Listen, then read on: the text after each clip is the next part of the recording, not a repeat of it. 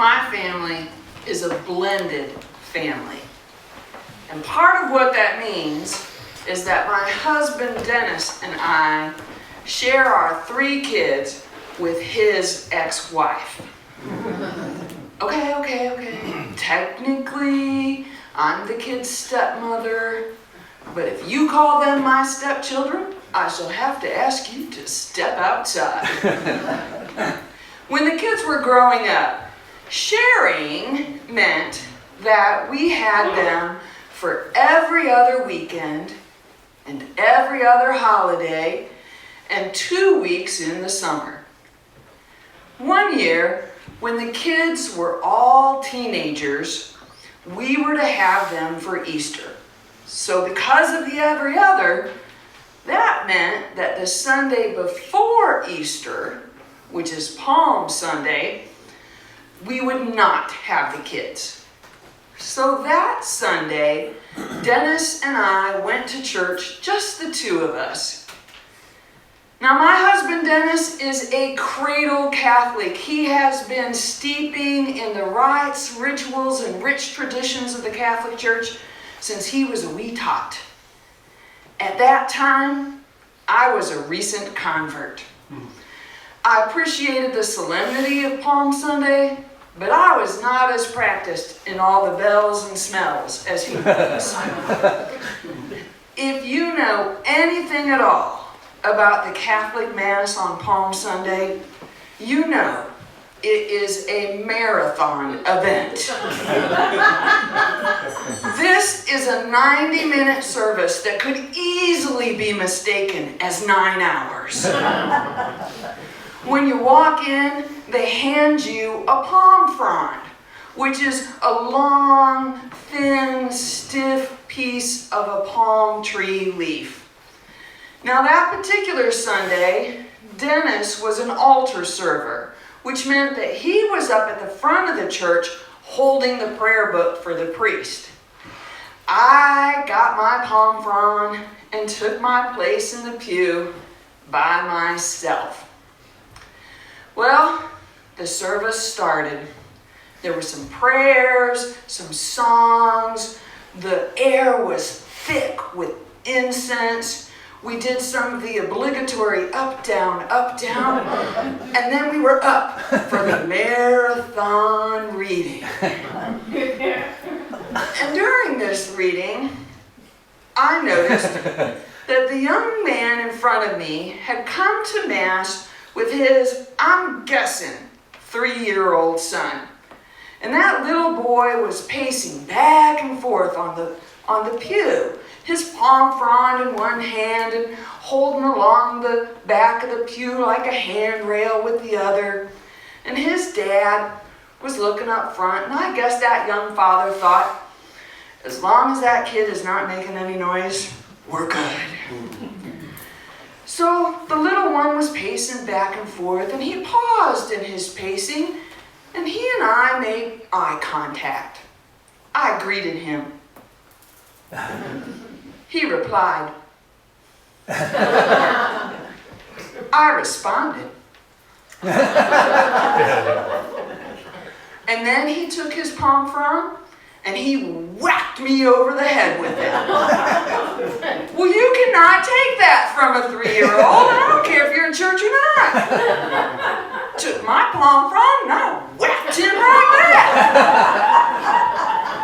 And then it was game on. We were just a whacking and a wailing on each other, and suddenly Mass was fun. We were having a good time, and then I felt a searing heat in the middle of my forehead. Where was that coming from? And I looked at the front of the church, and there was my husband next to the priest with the prayer book.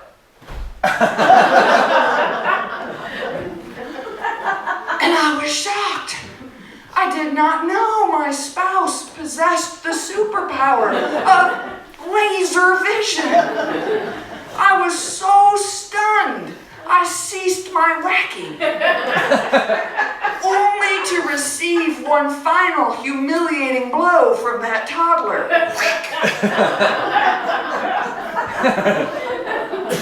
Well, the next Sunday was Easter Sunday. And because of the every other, the kids were with us. Now, my husband, Dennis, did not say a word to them about the great palm frond incident. But I couldn't wait to talk to them about it because I had a burning question. Kids, did you know that your dad can create heat with his eyeballs? Oh, yes, you're well aware. Really? Like, to what extent does this superpower reach? Like, can he set stuff on fire just by looking at it? Oh, no. It only works on flesh. And only if you need to immediately stop whatever it is you're doing.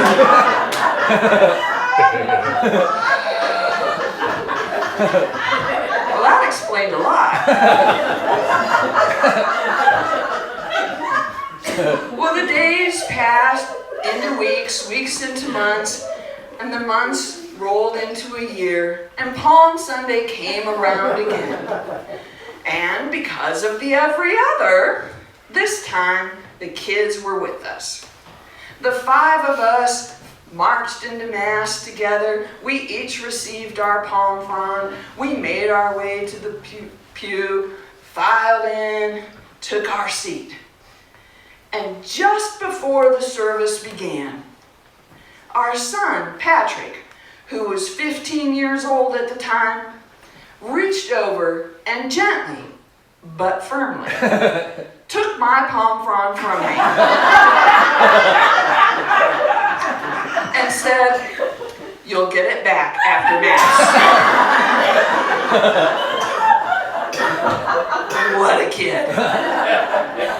He was trying to protect me from myself. God love him. Well, I thought about that Palm Sunday 15 years later, on a very different Sunday. By this time, the kids were all grown with families of their own, and Dennis and I were not at Mass together. We were together at a family meeting with my brother and my sister-in-law. And the purpose of this meeting was for the 4 of us to determine who would be my dad's POA, his power of attorney. Dad had just been diagnosed with Alzheimer's, and the experts advised us that although it's a great idea to talk things over as a family and include Dad in the decision making, there needs to be one person who will be the power of attorney. And that one person will have the authority to make the necessary decisions in the case of an emergency. That one person would sign all of Dad's legal documents. That one person would have the deciding vote in the inevitable event that a family meeting would end in a tie. Have you ever been appointed to a job you did not want to do? Okay, everybody. Who wants to be Dad's power of attorney? And all their eyes locked on me. Well, this time I did not feel a searing heat in the middle of my forehead. I felt a sinking dread in my heart. Guiding Dad on his journey with dementia was going to require a level of adulting I simply did not possess. I could not be counted on to consistently respond in an adult fashion in my own life. Let's recall the great palm frond incident. How did they think I was going to be a parent to my parent? Well, I understood understood why they all looked at me. I mean, hey, it had to be either my brother or me. Our mom had passed away 10 years earlier, and although my husband and my sister-in-law dearly loved my dad, to them, he was a beloved father-in-law. But to my brother and me, he was our dad. And although my brother's 4 years older than me, he lived 3 hours away in a whole other state. And I lived right in the same town as Dad. And, like it or not, after 23 years as a physical therapist, I spoke doctor. And that was sure to come in handy in the years ahead as Dad continued to decline. But how was I going to be a parent to my parent? Both of Dad's parents had abandoned him at an early age. And from there, he was raised in a series of orphanages and foster families, most of whom were abusive. He never got to be a child. And with no real parental figure in his own life, it always amazed me how he was such a great dad to my brother and to me. He gave us the freedom to play and to explore and to make mistakes. And often he would engage in those adventures with us. We weren't just his children. We were his childhood. Case in point. When my brother and I were kids, we got the idea that we would build a boat in our basement. We spent the whole winter down in the basement, building our masterpiece. And Dad was down there with us almost every night. He brought us the scrapped wood. He showed us how to use the tools. He joined with us in all the dreaming and scheming about how much fun we were going to have and how many fish we were going to catch. And then spring came. And it was time to take the boat out of the basement and test her out on the lake. And that's the moment we realized the boat was too big to go up the basement stairs. Well, I knew that right from the start. Well, Dad, why didn't you tell us? Well, you kids were having so much fun. It kept you busy all winter, and we were all having such a great time together. I just didn't have the heart to tell you. What a dad. God love him. The first task on my to-do list as Dad's power of attorney was to take his car keys and explain to him why it was no longer safe for him to drive. And I was dreading it. I was sure he wouldn't understand. And I was afraid that he would be angry, and that anger would be trapped between us like that boat in the basement.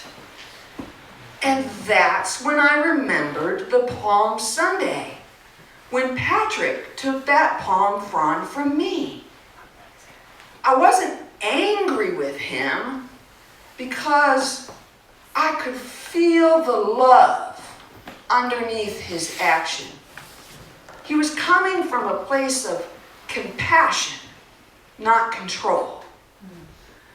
And I couldn't give Dad's car keys back after Mass, but maybe, just maybe, if I took them with the same gentleness and compassion that Patrick took that palm frond from me, then even if Dad couldn't understand, maybe he would feel the love and everything between us would be okay. And that's exactly how it went down. In a moment of grace, I explained the situation to Dad, and he gave me his keys. We were both sad about it, but we weren't upset. And that's an okay place to be. How to be a parent to my parent? I had no idea. I still don't. But how to be a loving, engaged, compassionate guide to someone I love dearly, that I knew how to do. I had already been shown how by my dad and my son. So, if you'll excuse me, I gotta go figure out how to get a boat out of my basement.